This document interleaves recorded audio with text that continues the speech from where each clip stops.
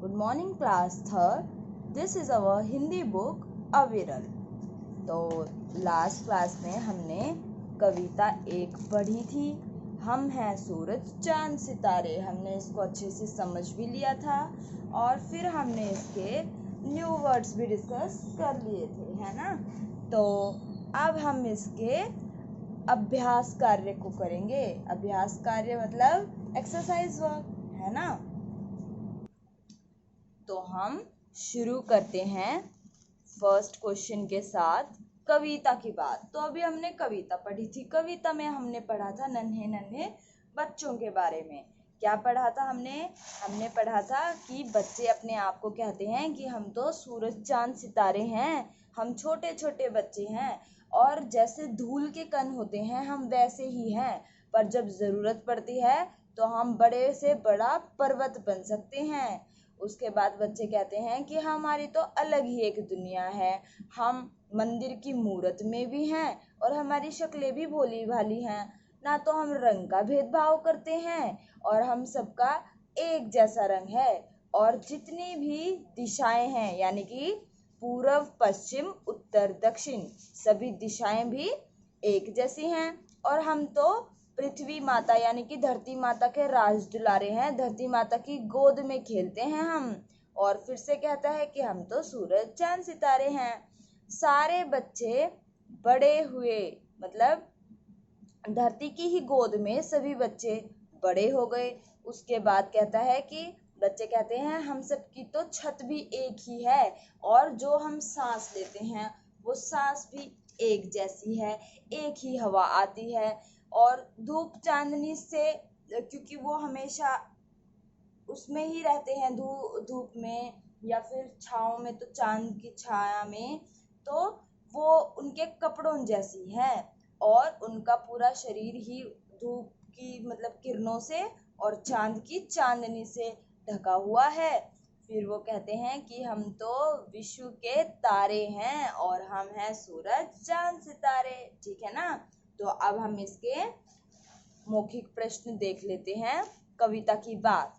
पहला क्या है, नीचे दिए प्रश्नों के उत्तर दीजिए। यहाँ पे कुछ प्रश्न लिखे हैं, देखो मौखिक, वैसे तो मौखिक है, मौखिक का मतलब होता है बोलना, ठीक है, जो हम स्पीकिंग इंग्लिश में बोलते हैं जिसे मौखिक यानी कि बोलना स्पीकिंग, और लिखित यानी कि राइटिंग लिखना, ठीक है ना। तो पहले हम मौखिक प्रश्न देखेंगे फिर हम लिखित प्रश्न देखेंगे। मौखिक में सबसे पहला प्रश्न है, यह कविता किसके बारे में है। तो ये कविता किसके बारे में है, हमने पढ़ा था छोटे छोटे बच्चों के बारे में है ना। तो देखो इसको आप लिखेंगे कैसे, सबसे पहले डेट और टाइम डालेंगे, ठीक है, याद रहे ध्यान से सुनेंगे। सबसे पहले आप डालेंगे डेट और टाइम, डेट और टाइम डालने के बाद पोएम के हेडिंग डालेंगे, हम हैं सूरज चांद सितारे, ठीक है ना। सुंदर सुंदर काम करेंगे, एक्सीलेंट तभी मिलेगा। तो फिर हेडिंग डाल देंगे हम हैं सूरज चांद सितारे। उसके बाद क्या करेंगे, उसके बाद लिखेंगे अभ्यास कार्य, ठीक है, सब कुछ नीट एंड क्लीन होना चाहिए, जैसे बताया है वैसे ही करेंगे। सबसे पहले डेट और टाइम डालेंगे, उसके बाद डालेंगे पोएम की हेडिंग यानी कि हम हैं सूरज चांद सितारे। उसके बाद हम डालेंगे अभ्यास कार्य की हेडिंग, ठीक है। और फिर प्रश्न एक, नीचे दिए प्रश्नों के उत्तर लिखिए, ठीक है। ये लिखने की आपको जरूरत नहीं है, अभ्यास कार्य तक लिख दिया आपने। उसके बाद प्रश्न एक लिखेंगे और लिख देंगे मौखिक, ठीक है, प्रश्न एक मौखिक, और फिर उत्तर ऐसे लिखेंगे, उत्तर क, ठीक है। क्वेश्चन नहीं लिखना, क्वेश्चन लिखने में ज्यादा समय लगेगा, हम तो सिर्फ आंसर ही लिख लेंगे, ठीक है ना। तो उत्तर एक लिखेंगे। अब हम प्रश्न देखते हैं कि इसका उत्तर क्या बनेगा। यह कविता किसके बारे में है, तो ये कविता किसके बारे में है, छोटे छोटे बच्चों के बारे में। तो अब आप लिखेंगे कैसे, हम ऐसे लिखेंगे, यह कविता नन्हे नन्हे बच्चों के बारे में है। ठीक है ना, तो क्या बना हमारा आंसर? यह कविता नन्हे नन्हे बच्चों के बारे में है। ठीक है ना, पूछा था यह कविता किसके बारे में है, तो हम क्वेश्चन नहीं लिखेंगे, हम ये नहीं लिखेंगे यह कविता किसके बारे में है, हम क्या लिखेंगे? यह कविता नन्हे नन्हे बच्चों के बारे में है। ठीक है, अगला प्रश्न देखेंगे, नन्हे रजकन क्या बन जाते हैं? तो नन्हे रजकन क्या बन जाते हैं? हमने पढ़ा था विशाल पर्वत बन जाते हैं नन्हे रजकन। तो अब हम क्वेश्चन नहीं लिखेंगे, हम सीधा उत्तर लिखेंगे। तो मैं यहाँ लिख देती हूँ, कैसे लिखेंगे? उत्तर ख प्रश्न था ना, तो ख डाल देंगे। ठीक है, अब हम लिखेंगे नन्हे रजकन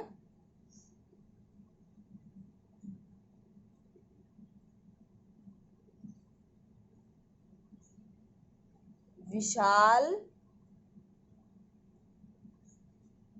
पर्वत बन जाते हैं। समझ में आया? तो नन्हे रजकन क्या बन जाते हैं? नन्हे रजकन विशाल पर्वत बन जाते हैं। क्या बन जाते हैं? विशाल पर्वत। ठीक है ना, तो पूरा लिखेंगे, क्वेश्चन नहीं लिखना, सिर्फ आंसर लिखेंगे। ऐसे लिखेंगे, उत्तर ख, नन्हे रजकन विशाल पर्वत बन जाते हैं। ठीक है, अगला देखेंगे, कौन पृथ्वी माँ के राज दुलारे हैं? तो पृथ्वी माँ के राज दुलारे कौन हैं? बच्चे हैं पृथ्वी माँ के राज दुलारे। तो अब हम इसका आंसर लिखेंगे, यहाँ लिखते हैं। चलो, हमने लिखा उत्तर ग। ठीक है, अब कैसे लिखेंगे?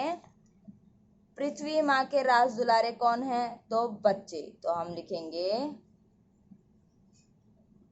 बच्चे पृथ्वी माँ के राज दुलारे हैं। समझ में आया? तो हमारा आंसर क्या हो गया? बच्चे पृथ्वी माँ के राज दुलारे हैं।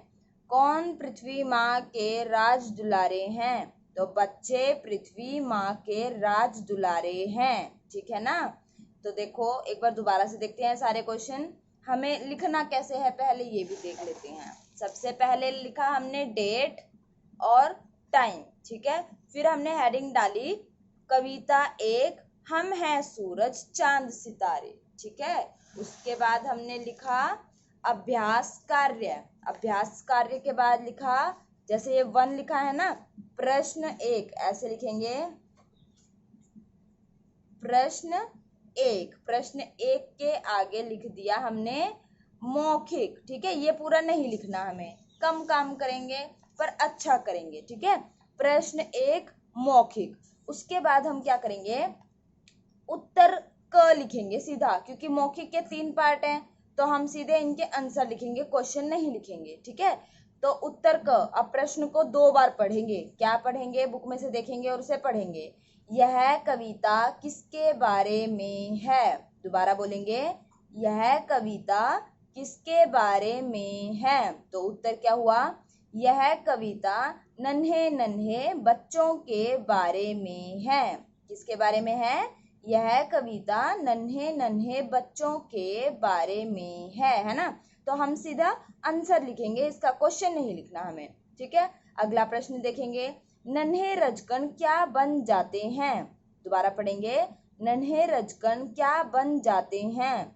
तो इसका उत्तर क्या हो जाएगा? नन्हे रजकन विशाल पर्वत बन जाते हैं। क्या बन जाते हैं? नन्हे रजकन विशाल पर्वत बन जाते हैं। उत्तर ख, नन्हे रजकन विशाल पर्वत बन जाते हैं। आपको सिर्फ यही लिखना है, क्वेश्चन नहीं लिखना। अगला प्रश्न है ग, कौन पृथ्वी माँ के राज दुलारे हैं? तो पृथ्वी माँ के राज दुलारे कौन हैं? बच्चे। दोबारा प्रश्न पढ़ते हैं, कौन पृथ्वी माँ के राज दुलारे हैं? तो उत्तर क्या हो जाएगा? बच्चे पृथ्वी माँ के राज दुलारे हैं। ठीक है। बच्चे पृथ्वी माँ के राज दुलारे हैं, ठीक है। तो हमें क्या लिखना है, सिर्फ उत्तर ग, बच्चे पृथ्वी माँ के राज दुलारे हैं। तो आज के लिए हम सिर्फ इतना ही करेंगे। ये क्वेश्चंस अपनी नोटबुक में नीट एंड क्लीन हैंडराइटिंग में करेंगे, ठीक है ना। देखते हैं सबसे सुंदर काम कौन करता है। होमवर्क करने के साथ साथ इन क्वेश्चंस को लर्न भी करना है, ठीक है ना। जल्द ही हमारे टेस्ट भी कंडक्ट होंगे, तो इसीलिए याद करते चलेंगे साथ के साथ, ठीक है ना। Thank you and have a nice day.